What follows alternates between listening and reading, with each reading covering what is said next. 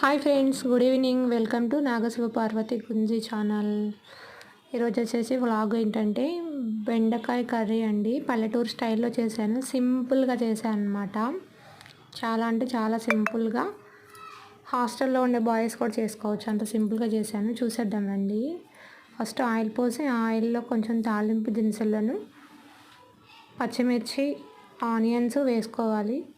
అలాగే దాంట్లో టమాటాలు, అవి కొంచెం వేగినాక టమాటాలు, బెండకాయ ముక్కలు వేసేసుకోవాలి.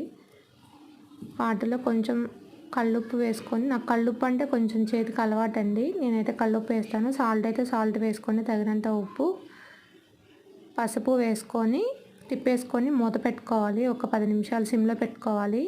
ఈ ప్రాసెస్ అంతా సిమ్లోనే చేసుకోవాలన్నమాట. కొంచెం ముక్క మగ్గినట్టుగా కనిపిస్తుంది మనకి ఇక్కడ, చూడండి. మూత పెట్టుకోవాలి.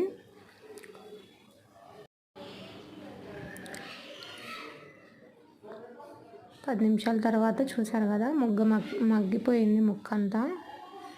ఇప్పుడు దాని మీద కారం వేసుకోవాలి. తగినంత కారం వేసుకోండి. మేమైతే కారం ఎక్కువ తింటాము, అందుకే కారం ఎక్కువగా యూజ్ చేస్తాము అన్నమాట.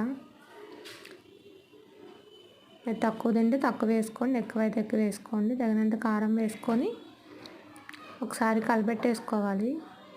దాంట్లో ఇప్పుడు చింతపండు కొంచెం లెమన్ సైజు కూడా తగ్గించి తీసుకోండి. నేను పిసుక్కున్నాను ఆల్రెడీ, చింతపండు కలిపి పెట్టుకున్నాను గుజ్జు తీసుకొని. చూసారు కదా, అలాగా పోసుకోండి. తగినంత చింతపండు రసం పోసుకోండి. నాకు సరిపోలేదు కాబట్టి